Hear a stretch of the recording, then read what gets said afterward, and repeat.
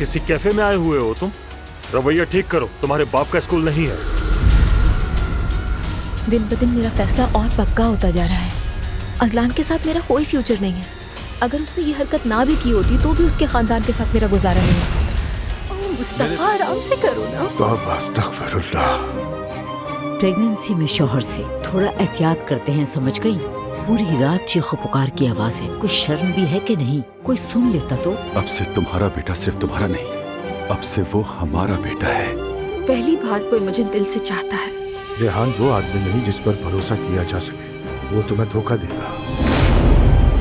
इंशाल्लाह अगले साल इसी वक्त हमारे घर में खैर से 3 बच्चे होंगे।